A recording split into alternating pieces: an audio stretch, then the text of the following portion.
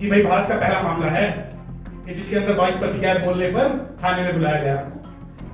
दलित मंडल साहब भारत के थाने में पड़ जाएंगे, इतने वकील 22 प्रतिज्ञाएं करेंगे कि वो थाने उनके थाने में पड़ जाएंगे, परंतु हमारी 22 प्रतिज्ञाएं कम नहीं पड़ेगी। और जब 14 अक्टूबर 1956 को उन्होंने इनकी चूल्हे डाली थी, आज तो फिर भी हम करोड़ों हैं और इनकी चूल्हे नहीं, हम रिश्ते नाबूद ही कर देंगे अगर हमें ये छेड़ते हैं। सिर्फ ये छेड़ है कि हो गई है पीर पर्वत सी निकलनी चाहिए, कि हो गई है पीर पर्वत सी निकलनी चाहिए, और आज फिर इस हिमालय से गंगा निकलनी चाहिए, और आज ये दीवार भूतों की तरह हिलने लगी। शर्त लेकिन ये थी कि बुनियाद हिलनी चाहिए, और सिर्फ हंगामा खड़ा करना मेरा मकसद नहीं, सिर्फ हंगामा खड़ा करना मेरा मकसद नहीं। सारी कोशिश ये है कि सूरत बदलनी चाहिए, और हो कहीं भी आग तो ये आग लगनी चाहिए, हो कहीं भी आग तो ये आग लगनी चाहिए। और जो ये आग इस बार 14 अक्टूबर को लगी है 2022 में, मैं चाहता हूं कि ये 2024 के अंदर जब इलेक्शन हो, ये आग दिल्ली ही नहीं भारत के हर कोने में दिखनी चाहिए।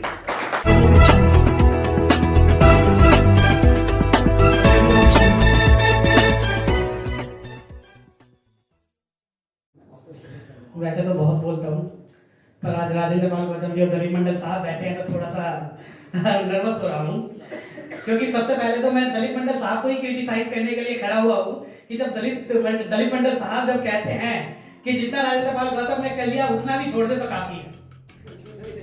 नहीं छोड़ने देंगे, छोड़ना नहीं है, आगे बढ़ाना है, और इसी प्रकार बढ़ाना है कि जिस प्रकार बाबा साहब डॉक्टर भीमराव अम्बेडकर साहब जब कहते थे कि एक कारवां कम से कम पीछे नहीं जाइए तो रोक दे, पर यहाँ तो आपने जब इंटरेक्शन किया है तो ये वकीलों का इंटरेक्शन है मंडल साहब, ये कारवां आगे बढ़ेगा, वही नहीं रुकेगा। और अगर वकीलों ने भी एक कारवां रोक दिया तो ये जो आज हमने ऑर्गेनाइजेशन जो आज में हमने ये ऑर्गेनाइज किया वो नहीं करेगा। और जब आज हम यहाँ इस पार्लियामेंट में बैठे हुए हैं और मैं वकीलों की बात करूंगा, तो मैं आश्वस्त करना चाहता हूं इस पूरे समाज को कि हर गली से राजेंद्र पाल गौतम निकलेगा, हर गली से। और जब कारवां आगे बढ़ाने की बात होगी तो मैं बताना चाहता हूं कि आप जब कहते हैं कि मेहनती रुख को गुलाब कर देंगे, कि मेहनती रुख को गुलाब कर देंगे, हम इस बार सबका हिसाब कर देंगे और रहने दे पैमाने के अंदर ही साकी, वरना एक बूंद से शहर का पानी खराब कर देंगे। तो ये तो जो एक बूंद चली, जब ये कहते हैं कि भैया ये तो अपना धर्म का जो है धर्म का प्रपंच चला रहे हैं, धर्म परिवर्तन करा रहे हैं। अरे भाई आपके लिए हो सकता है ये धर्म हो, मेरे लिए धम है, या तो आप ये डिक्लेयर कर दीजिए कि भगवान बुद्ध विष्णु के 9वें अवतार नहीं है, और अगर आप ये मानते हैं कि भगवान बुद्ध विष्णु के 9वें अवतार हैं, तो आपको ये डिक्लेयर करना पड़ेगा कि ये धर्म परिवर्तन कैसे है। परंतु आप नहीं कर पाओगे, क्योंकि आज मैं इस मंच के माध्यम से कह रहा हूं कि मैं 33 करोड़ देवी देवता 27 भगवान और 9 अवतारों को नहीं मानूंगा। वो इसलिए भी नहीं मानूंगा क्योंकि बाबा साहब डॉक्टर भीमराव अम्बेडकर साहब जब 22 प्रतिज्ञाएं लेते हैं तो लोग सोचते हैं, अभी मैं रिसेंट में एक खबर पढ़ी थी, शायद राजेंद्र पाल गौतम भी इस बात से इत्तेफाक रखते हो, कि कुछ बुद्धिस्ट ऑर्गेनाइजेशन ने राजेंद्र पाल गौतम के खिलाफ जो है शिकायत की है। अब वो ये बात तो नहीं लिखते कि वो बुद्धिस्ट जो ऑर्गेनाइजेशन है वो आरएसएस वाली हैं, बामसेफ वाली हैं, बाबा साहब वाली हैं। तो मैं उनको एक बात बता देना चाहता हूं, मेरी बात से बहुत से लोग हो सकता है असहमत हो, परंतु भगवान बुद्ध का रास्ता जो मैंने देखा वो बाबा साहब डॉक्टर भीमराव अम्बेडकर साहब की उंगली पकड़कर देखा। तो इसलिए ना तो मैं हीनयानी हूं, ना मैं महायानी हूं, मैं भीमयानी हूं। और मैं वो भीमयानी हूं जो 22 प्रतिज्ञाओं की बात करेगा, त्रिशरण की बात करेगा, पंचशील की बात करेगा, और बाबा साहब डॉक्टर भीमराव अम्बेडकर साहब के सपनों को आगे बढ़ाएगा। सवाल होता है कि फ्रीडम ऑफ चॉइस, जैसे कि आज का हमारा टॉपिक है कि फ्रीडम ऑफ चॉइस और फ्रीडम ऑफ स्पीच। मैं बड़ा कंफ्यूज हो गया जब ये टॉपिक टाइटल इन्होंने बनाया क्या फ्रीडम ऑफ चॉइस, मैंने इन्होंने गलती कर दी, फ्रीडम ऑफ स्पीच लिखना था, फ्रीडम ऑफ चॉइस लिख दिया। फिर रात को सपने में सोच रहा था कि सपने में भी ये चीज आती है। Yes, we have freedom of choice, because if you have two option between doctor Bhimrao Ambedkar and between others, then you have to choose Dr. Bhimrao Ambedkar. So that is your freedom of choice. And when Rajesh Bhagwat has given a statement, if I have option to choose between the political party and Ambedkar, I will choose Ambedkar.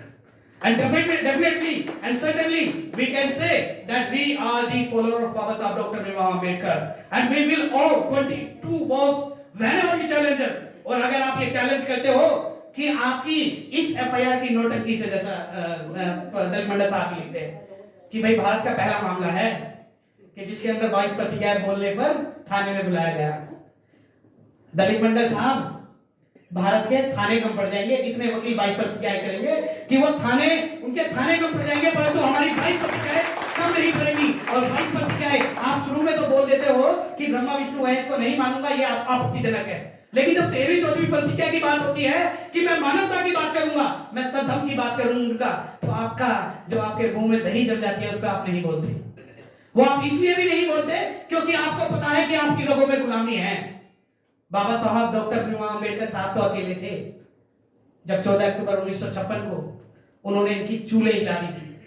आज तो फिर भी हम करोड़ों हैं और इनकी चूल्हे नहीं, हम निस्ते नाबूद ही कर देंगे अगर हमें ये छेड़ते हैं। और मंत्री पद, मैं मंत्री जी से डायरेक्ट इनडायरेक्टली एक बात कहना चाहता हूं, आप थोड़ा और आगे बढ़िए, आप थोड़ा और आगे बढ़िए, फिर देखते हैं कि जो ये हवा है कि किस ओर चलती है। क्योंकि अगर हम आज यहाँ पर आए हैं तो इस वजह से आए हैं कि दुष्यंत का एक शेर है कि दुष्यंत का एक शेर है कि हो गई है पीर पर्वत सी पिघलनी चाहिए, कि हो गई है पीर पर्वत सी पिघलनी चाहिए, और आज फिर इस हिमालय से गंगा निकलनी चाहिए। और आज ये दीवार पत्तों की तरह हिलने लगी शर्त लेकिन ये थी कि बुनियाद हिलनी चाहिए। और सिर्फ हंगामा खड़ा करना मेरा मकसद नहीं, सिर्फ हंगामा खड़ा करना मेरा मकसद नहीं, सारी कोशिश ये है कि सूरत बदलनी चाहिए। और हो कहीं भी आग तो ये आग लगनी चाहिए, हो कहीं भी आग तो ये आग लगनी चाहिए। और जो ये आग इस बार 14 अक्टूबर को लगी है 2022 में, मैं चाहता हूं कि ये 2024 के अंदर जब इलेक्शन हो, ये आग दिल्ली ही नहीं भारत के हर कोने में दिखनी चाहिए। और न केवल भारत में, जब आप कहते हैं कि बुद्धिज्म की 41-42 कंट्रियां हैं, उन 41-42 कंट्रियों में हमारी आवाज उठनी चाहिए कि हम वो लोग हैं जो कुर्बानी देना चाहते हैं, परंतु अगर ये सोचते हैं कि ये इस कम्युनिटी के लॉयर्स और इस कम्युनिटी के सामाजिक आंदोलनकारी कायर है, तो हम कायर नहीं है।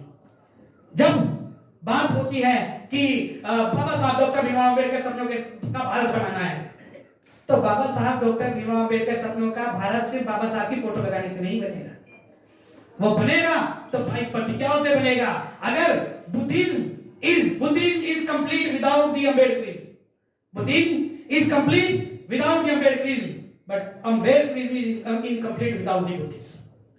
अगर अम्बेडकरवाद में से आप बुद्धिज्म को निकाल देते हो तो उनकी आत्मा मर जाएगी। तो उस आत्मा को जीवित रखने के लिए हम सभी को अपने अंदर बाबा साहब डॉक्टर भीमराव अम्बेडकर साहब की जितनी भी प्रतिज्ञाएं हैं या जितने भी निर्देशन है वो रखने पड़ेंगे। और मैं आश्वासन आपको इस मंच के माध्यम से देना चाहता हूं कि जब आप लिखते हैं interaction with Ambedkarite Gautam on freedom of speech, Delhi lawyers collectively, ये दिल्ली लॉयर्स नहीं, लेनिन साहब पूरे भारत के लॉयर्स आपके साथ हैं, इन्हें कन्फाइन मत करिए। और मैं आपको बताना चाहता हूं कि कश्मीर से कन्याकुमारी और कच्छ से कोहिमा तक मधुमक्खी के छत्ते में तो हाथ आप डाल लोगे, परंतु बहुजन समाज के किसी काले कोट वकील को छेड़ोगे तो आपका जवाब उसी प्रकार दिया जाएगा जिस अंदाज में आप हमें हमसे जवाब चाहते हैं। तो मैं बस इन्हीं शब्दों के साथ अपनी बात को खत्म करना चाहता हूं, लेकिन एक निवेदन है, सिर्फ एक नारा, जय जय जय जय जय भीम, और जय भीम, नमो बुद्धाय, जय भीम।